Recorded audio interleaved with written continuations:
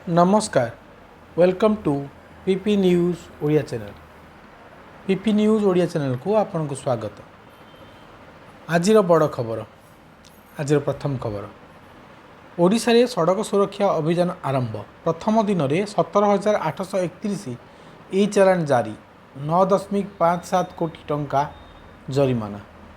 वाणिज्य एवं परिवहन मंत्री विभूतिभूषण जेना निर्देश क्रमे ओडिशा राज्य परिवहन प्राधिकरण एक स्वतंत्र राज्यव्यापी सड़क सुरक्षा अभियान आरंभ करिछि।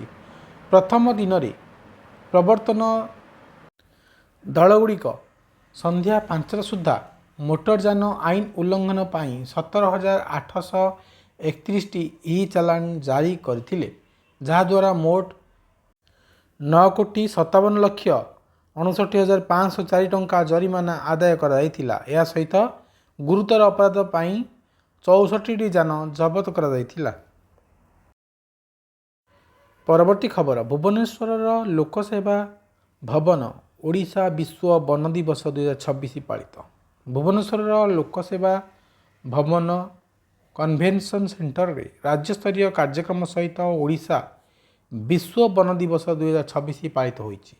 मुख्यमंत्री मोहन चरण माझी जंगल सुरक्षा एवं प्रसारण रे राज्यर सफलता उपरे आलोकपात करी परिवेश एवं जीविका उभय पाई जंगलर गुरुत्व उपरे गुरुत्व आरोप करथिले। परवर्ती खबर, धान संग्रह विलंब को नहीं राज्य राजपथ अवरोध। भद्रक जिलार चाषी माने शुक्रवार तिहिडी ब्लॉक अंतर्गत चारी ताराफा समवाय समिति मंडी निकट में भद्रक चांदवाली राज्य राजपथ अवरोध करी प्रतिवाद करथिले। धान क्रय गुरुतर अनियमितता एवं प्राप्य प्रदान न करिबा अभियोग चाषी माने प्रतिवाद करथिले। मिलर मानकर असहयोग जोगु मंडी रे 8,000 क्विंटाल रु अधिक धान विक्रय न हेबा परे एही आंदोलन होइथिला। चाषी माने एहा मध्य दाबी करथिले जे सेमाने पूर्वरु बिक्री होइतिबा धानर देय पाई नाहंती। तिहिडी तहसीलदार जयद्रथ आचार्य एवं ब्लॉक जोगाण निरीक्षक प्रीति सामल घटनास्थल में पहुंची आंदोलनरत चाषी मानकर सह आलोचना करथिले। चाषी माने चेतावनी देइछंती जे जदि सेमानकर दाबी तुरंत पूरण न हुए तेबे सेमाने पुणी थरे आंदोलन करिवे। परवर्ती खबर, बस रे निया, विधायकंकर सह 36 जन यात्री सुरक्षित। पुलिस कहिछि जे शनिवार प्रत्युषरे भुवनेश्वर नवरंगपुर जाउथिबा बस रो पछ टायर फाटी जिबारु बस टी निया लागि जिबारु ओडिशार कांग्रेस विधायक मांगू खिलांकर समेत 37 जन यात्री अल्पके रक्षा पाई जाइथिले। आंध्र प्रदेश रामभद्रपुरम निकट में यही घटना घटी। बस टी संपूर्ण जलिजा पूर्व समस्त यात्री एवं क्रू सदस्य को सुरक्षित भाव में बाहर कराइथिला बोली विधायक श्री खिला सांबादिक मानक कहिथिले। अग्निकांडर कारण जानिया पाई पुलिस तदंत आरंभ कर देइछि। परवर्ती खबर, राज्यसभा निर्वाचन क्रॉस भोटिंग पाई बीजेडी 6 जन विधायक निलंबित। सद्य राज्यसभा निर्वाचन में दलर निर्देश विरोध में क्रॉस भोटिंग समेत दल विरोधी कार्यकलाप संपृक्ति अभियोग विजु जनता दल तार 6 जन विधायकों को तुरंत प्रभाव निलंबित करिछि। निलंबित विधायक माने हेले चक्रमणि कंवर, नवकिशोर मल्लिक, सौभिक विश्वाल, सुभाषिनी जेना, रमाकांत भोई एवं देवीरंजन त्रिपाठी। परवर्ती खबर, प्रताप जेना बासभवन उपरे सशस्त्र आक्रमण को निंदा कले नवीन पट्टनायक। प्रताप जेना घर उपरे सशस्त्र आक्रमण कुशासन एवं आईन श्रृंखलार अवनतिर एक लज्जाजनक उदाहरण बोली नवीन पट्टनायक तांकर एक्स रे कहिसंती। से दोषींकर विरुद्ध में तुरंत एवं कठोर कार्यानुष्ठान दाबी करिसंती एवं राज्य में शांति फेराई आनिया पाई मुख्यमंत्री को हस्तक्षेप करने को अनुरोध करिसंती। परवर्ती खबर, मुख्य सचिव आर्थिक प्रगति, जनसचेतनता अभियान एवं विकसित ओडिशा पदक्षेपर समीक्षा कले। मुख्य सचिव अनु गर्ग आज खारବେଳ भवनर सचिव स्तरीय बैठकर अध्यक्षता करी अनेक गुरुत्वपूर्ण प्रसंग उपर आलोचना करथिले एवं आवश्यक निर्देश एवं परामर्श देथिले। परवर्ती खबर, 2 वर्ष रे ओडिशा रे 558 वर्ग किलोमीटर जंगल वृद्धि पाइछि बोली मुख्यमंत्री कहिसंती। जंगल सुरक्षा एवं सबुज आच्छादन विस्तार रे ओडिशा एक अग्रणी राज्य भाव में उभा होइछि बोली दाबी करी मुख्यमंत्री मोहन चरण माझी शनिवार दिन कहिसंती जे गत 2 वर्ष मध्य 558 वर्ग किलोमीटर जंगल एवं वृक्ष आच्छादन जोड़ा जाइछि। माझी विश्व वन दिवस 2026 राज्यस्तरीय समारोह रे उद्बोधन देई एही मंतव्य देइछंती। आसंतु देश विदेशर खबर उपरे टिके नजर पकाइबा। परवर्ती खबर, राज्य को अतिरिक्त 20% वाणिज्यिक एलपीजी आवंटन को सरकार अनुमोदन करिसंती। सरकार राज्यगुड़ी को वाणिज्यिक एलपीजी आउ 20% आवंटन को अनुमोदन करिसंती, जहाद्वारा मोट आवंटन 50% को वृद्धि पाइब, जेउथिरे पीएनजी विस्तार पाई व्यावसायिक संस्कार सहजता उपरि आधारित 10% आवंटन अंतर्भुक्त। आवंटनर यही अतिरिक्त प्रतिशत राज्य किंबा स्थानीय संस्था द्वारा परिचालित रेस्टोरेंट, ढाबा, होटेल, शिल्प कैंटीन, डायरी, सब्सिडीयुक्त कैंटीन एवं अन्यान्य क्षेत्रगुड़ी को प्राथमिकता दियाजिब।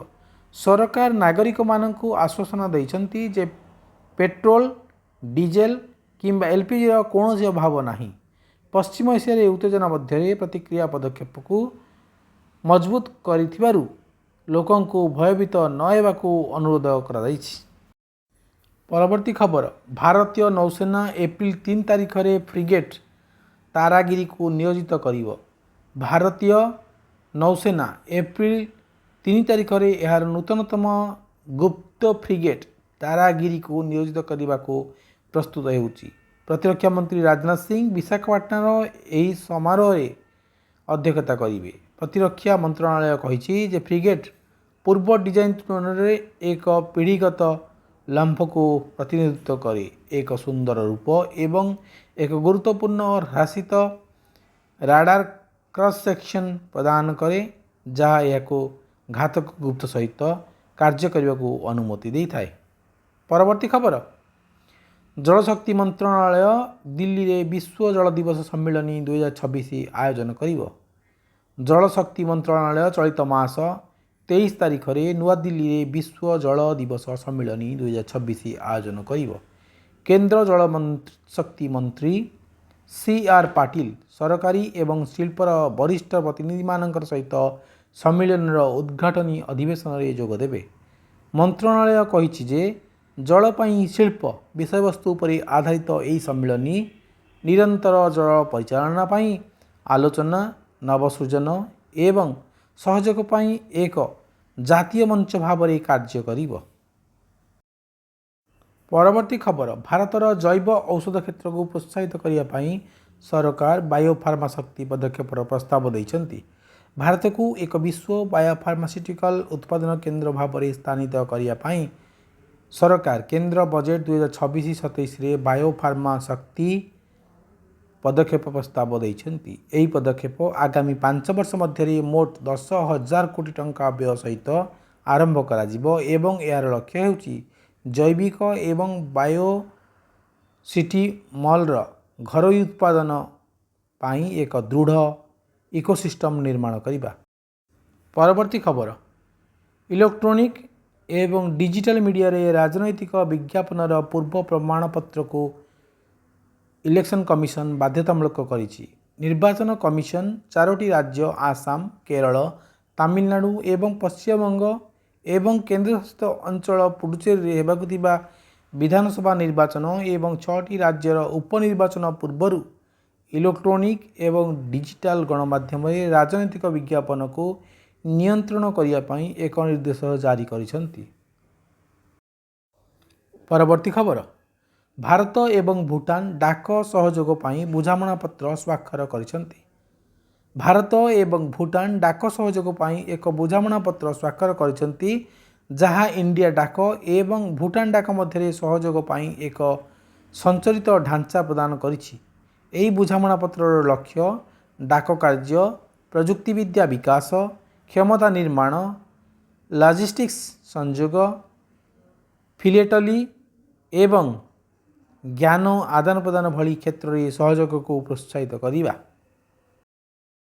ପରବର୍ତ୍ତୀ ଖବର, ପ୍ରକୃତି 2026 ସମ୍ମିଳନୀର ସରକାର କାର୍ବନ ବଜାର ପୋର୍ଟାଲ ଲଞ୍ଚ କଲେ। କେନ୍ଦ୍ର ସରକାର ଶନିବାର ଦିନ କାର୍ବନ ବଜାର ଉପରେ ଆନ୍ତର୍ଜାତୀୟ ସମ୍ମିଳନୀ ପ୍ରକୃତି 2026 ଆରମ୍ଭ କରିଛନ୍ତି, ଯାହା କାର୍ବନ ବଜାର ଏବଂ ଜଳବାୟୁ କାର୍ଯ୍ୟ ଉପରେ ବିଚାର ବିମର୍ଶ କରିବା ପାଇଁ ନୀତି ନିର୍ଦ୍ଧାରକ, ଶିଳ୍ପ ନେତା ଏବଂ ବିଶ୍ୱ ବିଶେଷଜ୍ଞମାନଙ୍କୁ ଏକତ୍ରିତ କରିଛି।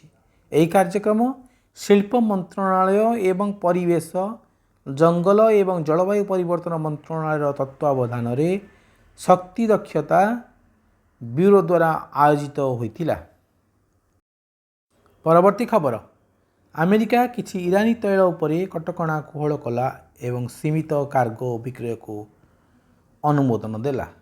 ବିଶ୍ୱ ଶକ୍ତି ବଜାର ଉପରେ ଯୁଦ୍ଧର ପ୍ରଭାବକୁ ନିୟନ୍ତ୍ରଣ କରିବା ପାଇଁ ଆମେରିକା କିଛି ଇରାନୀ ତୈଳ ଉପରେ କଟକଣାକୁ କୋହଳ କରିଛି, ଯାହାଫଳରେ ସମୁଦ୍ରରେ ଫସି ରହିଥିବା କାର୍ଗୋଗୁଡ଼ିକର ସୀମିତ ବିକ୍ରୟକୁ ଅନୁମତି ଦିଆଯାଇଛି।